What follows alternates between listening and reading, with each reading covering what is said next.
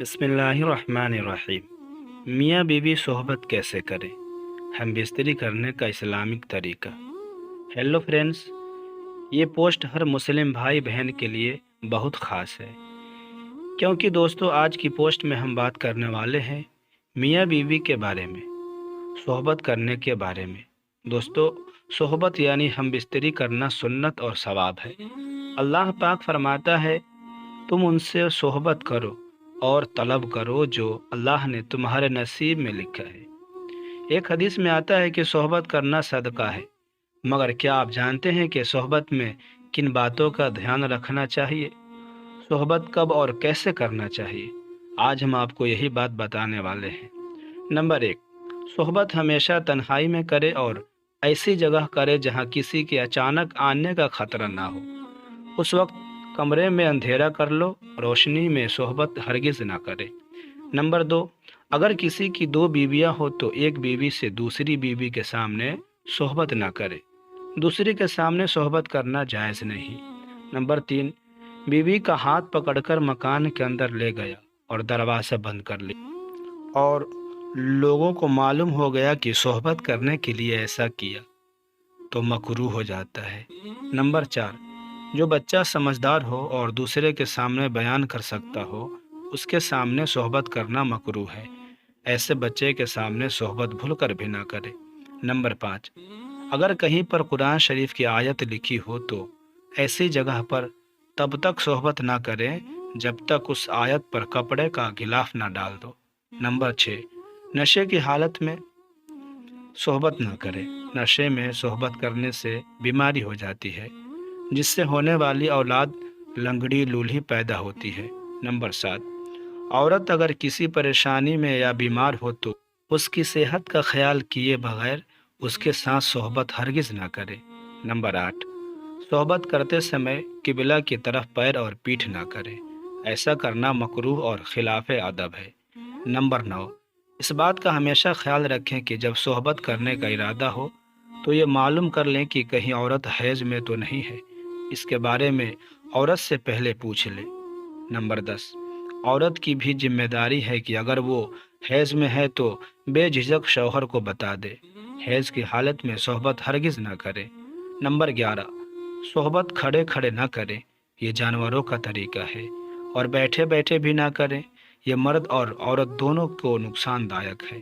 Number 12، صحبت کرنے کے فوراً بعد پانی نہ پیے، کیونکہ اس سے سانس کی بیماری ہونے کا خطرہ رہتا ہے۔ نمبر 13، صحبت کے دوران بات چیت نہ کریں، خاموش رہیں۔ اعلیٰ حضرت فرماتے ہیں کہ صحبت کے دوران بات چیت کرنا مکروہ ہے۔ نمبر 14، صحبت کی باتیں دوسروں سے نہ کہیں، اللہ پاک نے اسے ناپسند فرمایا ہے۔ ہمارے نبی فرماتے ہیں کہ جس کسی نے صحبت کی باتیں دوسرے سے بیان کی، اس کی مثال شیطانوں سے دی ہے۔ نمبر 15، صحبت کے دوران مرد کسی دوسری عورت کا اور عورت کسی دوسرے مرد کا خیال نہ لائے۔ اس طرح کا خیال لانا چھوٹے قسم کا زنا ہے۔ نمبر 16، صحبت کے لیے سب سے اچھا وقت رات کا آخری پہر ہے، کیونکہ رات کے پہلے حصے میں پیٹ بھرا ہوتا ہے اور بھرے پیٹ ہم بستری کرنے سے صحت خراب ہوتی ہے۔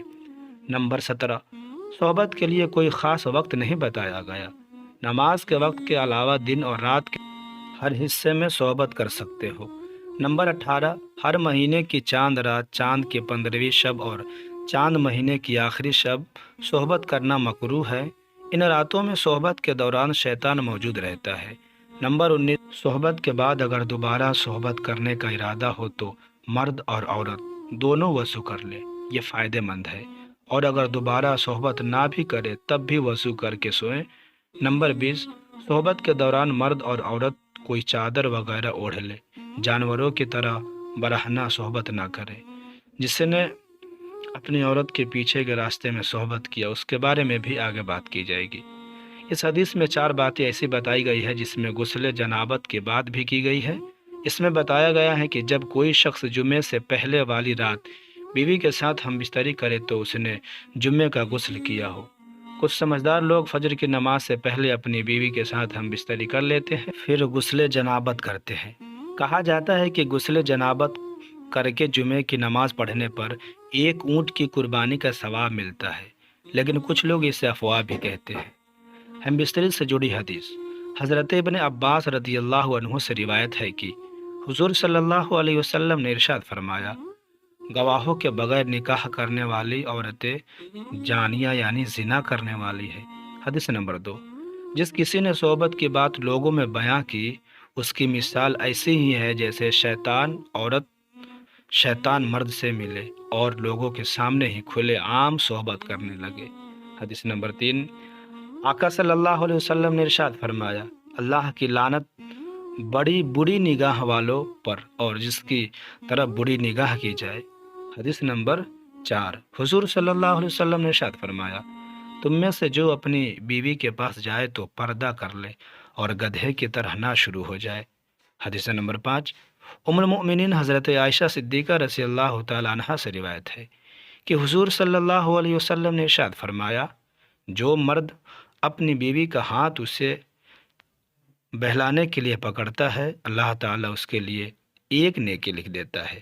جب مرد پیار سے عورت کے گلے میں ہاتھ ڈالتا ہے، اس کے حق میں 10 نیکیاں لکھ دی جاتی ہے، اور جب عورت سے صحبت کرتا ہے تو دنیا اور جو کچھ اس میں ہے ان سب سے بہتر ہو جاتا ہے۔ حدیث نمبر 6، حضرت محمد صلی اللہ علیہ وسلم نے فرمایا، پخانے کی جگہ میں عورت سے صحبت کرنا حرام ہے، حرام۔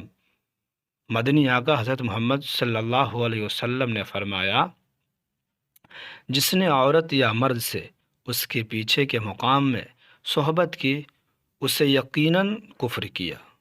حدیث نمبر 7، حضرت محمد صلی اللہ علیہ وسلم نے فرمایا، اللہ قیامت کے دن ایسے شخص کی طرف نظر رحمت نہیں فرمائے گا جس نے اپنی عورت کے پیچھے کے راستے سے صحبت کی۔